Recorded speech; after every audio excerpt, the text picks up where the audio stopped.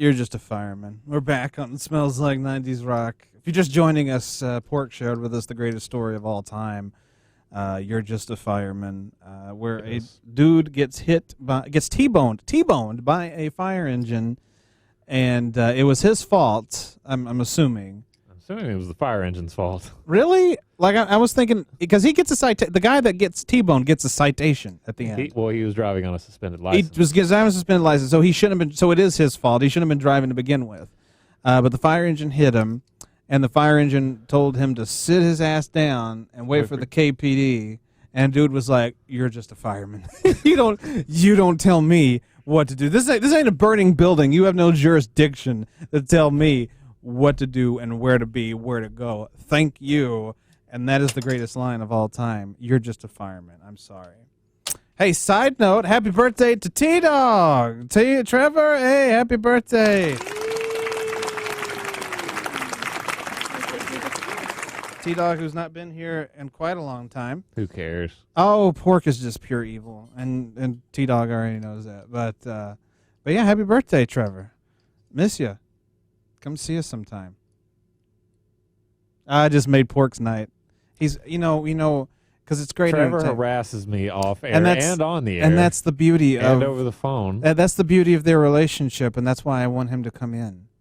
It's a great thing.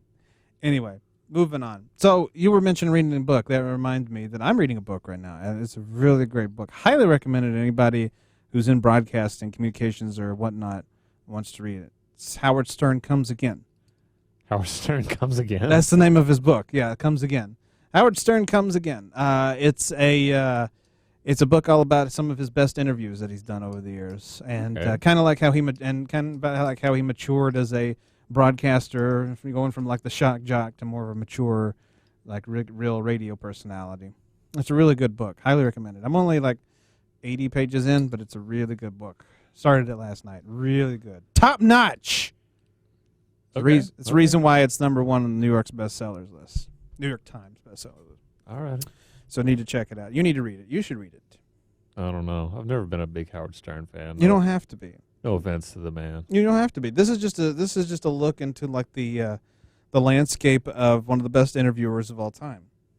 Okay. You should just give it a shot. The landscape, like as in just his personal relationships or where he's from, his biography to a certain No, because that was his first book. This is the landscape to him and his interviews. This is like it's kind of like the business side of it. It's kind of like the introduction of the book explains how he used to almost abuse his celebrity guests that he had on the show because he was always like the jerk shock jock, right? And so he would always ask like horrible questions. Like he talks about his biggest regret.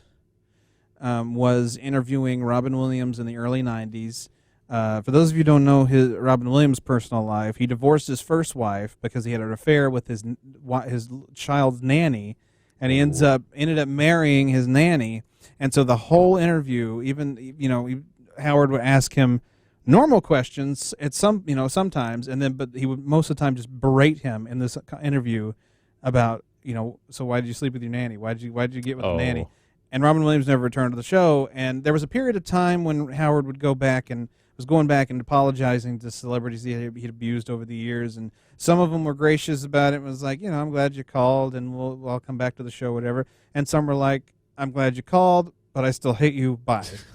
But unfortunately, he never got in touch with Robin Williams before he died. So he said that's one of his biggest regrets was that he never was able to make amends with him. So this is kind of like his. Why did he skip over him? Had he already died by that point? No, he was just. He was. It was just the list was so long. Probably the list was so long, and the time that he was doing this was around that time in 2012, 13, 14. Like this is how long it took. Did he die in 2014? 14. Okay. Robin died in 2014. Okay. And he was getting around to it, but you couldn't track him down, and so by the time he was probably in ill health by then anyway. Probably, and by the time he tracked him down, he had. Not like didn't like he found his number in the day and then he died. It was like while he was tracking him down, he committed suicide, and so fortunately never got to do that. So this book is a glance into the more mature side of Howard Stern interviewing his guests. So it's highly recommended. Very good book. It's his best work without a doubt. Because I've read Private Parts, and I've seen the Private Parts movie, which is the first book, and then it turned into a movie. Great movie, great book. I've not read Miss America, which is his middle book, but this is his third book, and I'm reading it, and it's tops. It's the tops. So I suggest you read it, even though you're not a big Howard Stern fan. I might give it a shot. Give it a shot. Because here's the thing about Howard Stern. Even if you don't like what he does, because he does some gross, crass, horrible things on the radio, but you know why you know that? It's because you hear about it and you talk about it, and that's exactly what he wants, and that's what makes him an amazing broadcaster. Thank you and good night. Wow, that actually... Was that a loud swig of my water? I mean, you can hear it. Yeah, you could hear it over my headphones. That was I heard it too. That was a very loud swig of water I had there. Thank you, thank you. I'll take that out and turn it into a sound effect over here. You can listen to it. You listen to it all the time. Then we'll play it all the time. No, we will play it. Yeah, we'll play it all the time, just like we play this. God. That's like 6-7 years old now. Oh. We have it, and it's beautiful. I want to just say profanity that you can't say right can't now. Say that. Or you could say, "Wow, what's that smell?" Well, that's not me. That's not you. Who but was that again? That's Rich Bailey, my old boss. Oh. Yeah, exactly. Yeah. Oh. Wow, what's that smell? That guy. That's 6 or 7 years old too. It's great though. I missed this. It's pretty okay. We don't get to do that one enough. I love that one. That was Jesse's friend, right? Was it Jesse or was it Justin's? I wasn't here for it, but I thought it was Jesse's friend. Where I thought you were here for that. I wasn't here for it. I don't remember. I don't even remember that dude's name. He was just nice enough to come back to the production room and say that because he kept saying it. You know, that's how he talked. He said everything in a question. And so he would say, and the best thing he would say is, "It's pretty okay," because I never heard of that before. It's pretty okay, because I never heard of that. And then the way he that was said a very it, cute couplet you just came up with in that voice. Do what? Is like that's all he would say? Is it's pretty okay? No, he would say a lot of things. He was drunk. He would say he said a okay. lot of things, but everything he said ended in a question type sound effect. But the thing that he said the most was whenever he liked something, he would say, "It's pretty okay." Like I never heard that phrase before, and then the tone of voice, we had to get it down. That's all it was. We had to get it down because this is before we were recording the show. So I said, "Come to the production. We have to get this. We have to lay this down. We have to have this so I can have it in my files forever." And it's pretty okay. Thus, I have it. It's amazing. Yep. It's amazing. The art of broadcasting. What else is going on? Everything's fine. Everything's great. How are you? Whatever.